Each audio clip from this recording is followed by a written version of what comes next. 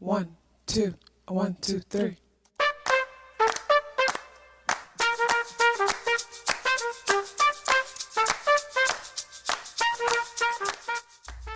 Self-awareness is a superpower. My name is KathyLaDonna. Welcome to Soul and Vibration.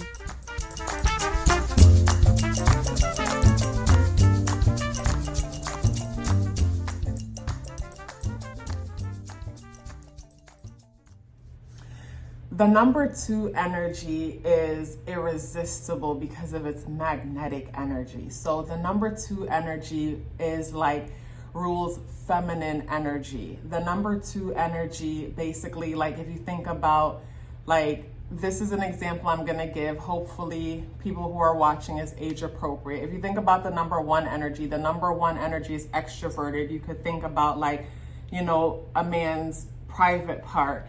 And the number 2 energy, it's introverted, it's within. So what is so sexy about the number 2 energy is its femininity. And if you're a man watching this, don't take it the wrong way, in the sense that feminine energy doesn't mean female male energy. It means introverted energy. So what's sexy about you is that you are like a walking vortex. It's like there's something about you that pulls other people in and they just want to experience it. It's almost like Pisces 12th house Neptunian energy. It's like you yourself is a realm. Like you are a walking realm. You are a walking vortex, male or female, with the number 2 energy.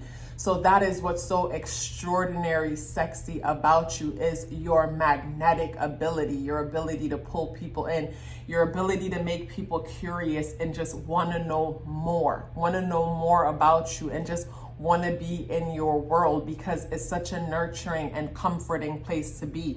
What's also irresistible about you is your nurturing and caring capabilities. You know, as humans, we're so good at basically hiding our emotions and hiding our desires and afraid of being vulnerable. But people with the strong number 2 energy, these people don't have a problem being vulnerable, unless, you know, over time, maybe people go through, you know, challenging situations where they experience pain and they shut down and they take on a new form and tell themselves that they're not that loving, when in fact they really are. But with the number 2 energy, like, you guys are good at being vulnerable. Like when you watch movies, you'll pay attention to the leading actor and then the co-actor, the person that acts with them.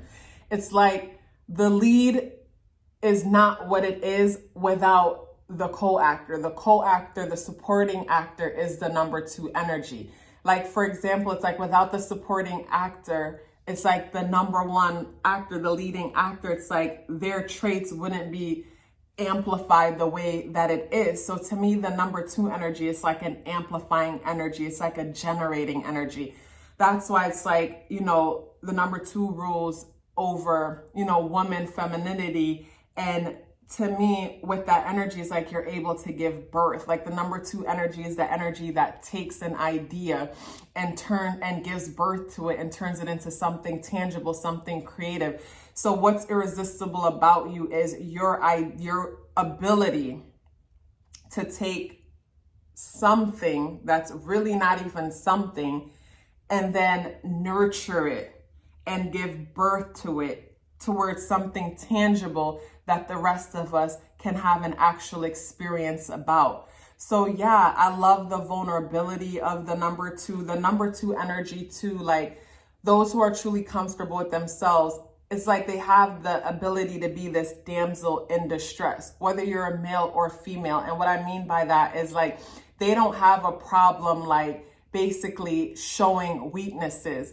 And you'll be surprised. Like, I was having a conversation with one of my brothers the other day, and I was telling him, like, don't sleep on the people who come off as if they're not that strong or they're not that powerful, because power looks different in everyone. Like the number 2 energy is the energy that you will sleep on and think that they're not stronger than they actually are. And then before you know it, like, they're on top and you don't even know how they got there, because you've been sleeping on them and overlooking them.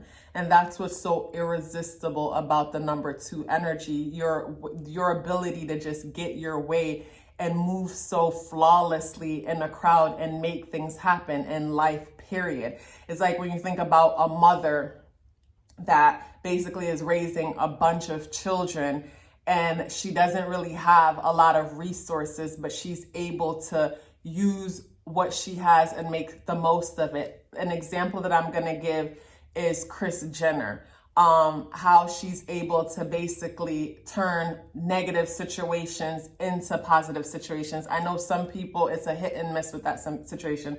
Some people like them, some people don't like them.